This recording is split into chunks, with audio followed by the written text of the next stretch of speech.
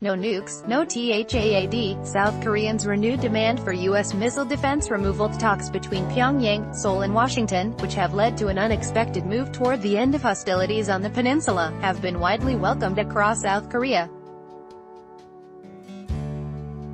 But as many Koreans welcomed the change of status quo, it has also reinforced their pressure against U.S. missile defense. The United States had a hard time placing its Terminal High Altitude Area Defense (THAAD) systems on South Korean soil. The only apparent reason Washington had was the notorious North Korean nuclear threat. Now that North Korean leader Kim Jong-un has indicated his willingness to get rid of his country's nuclear weapons program, South Koreans have renewed their pressure on the unwanted U.S. military presence. The pressure itself is nothing new. Inhabitants of Sesong-ri, a town some 4 hours away from Seoul, have protested the THAAD battery located near their town from the very beginning. For the past 680 days, around 200 villagers have been taking shifts around the clock to try to block U.S. vehicles from traveling to the battery site, the Star reports. Following the North Korean talks, the town has erupted in protest activity.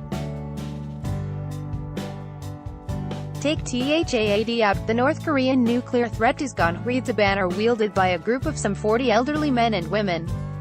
Behind them is a wall painted, "No nukes, no THAAD." Now the North Korean nuclear and missile threat has abated conspicuously,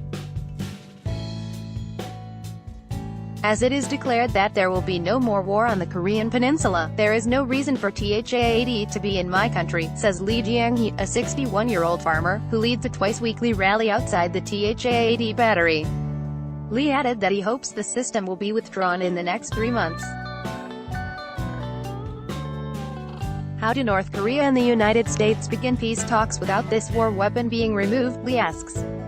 The people of Sesong-ri are afraid that the presence of THAAD makes their town a target for either North Korean or Chinese missiles in the event of war.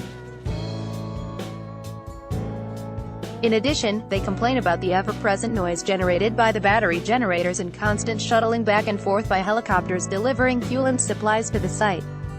"We can endure the physical exhaustion of coming to protests every day or occasionally clashing with police," said Kim Jong-hee, a 50-year-old from a nearby town of Gimcheon. "The harder thing is how we have to live with the fact that we can't really stop this no matter how we resist physically," Kim added. "It's so agonizing because this is now the way people here have to live." The experts, however, are skeptical. Some say it's simply unwise to remove the missile defense before Pyongyang actually gets rid of its existing nuclear arsenal. Others, however, point to a more distant strategic concern: China.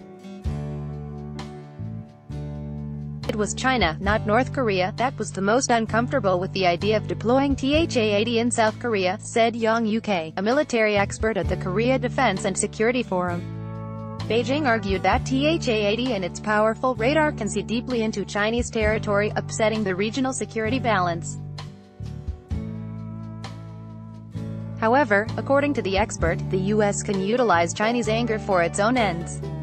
By keeping THAAD in South Korea, the U.S. will force China to maintain pressure on North Korea to denuclearize.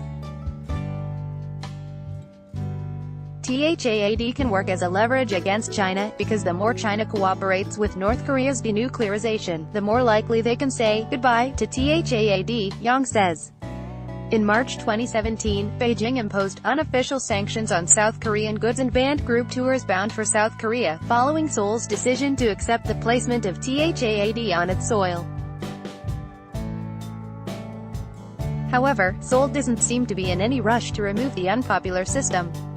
According to South Korea's presidential Blue House and the U.S. forces in Korea representatives, there have not yet been any discussions about the system's future following the Singapore summit. The only thing that seems to be happening is that Seoul's defense ministry is preparing an environmental study to assess how the missile defense system will impact the 70-hectare site granted to the U.S. military to host the battery.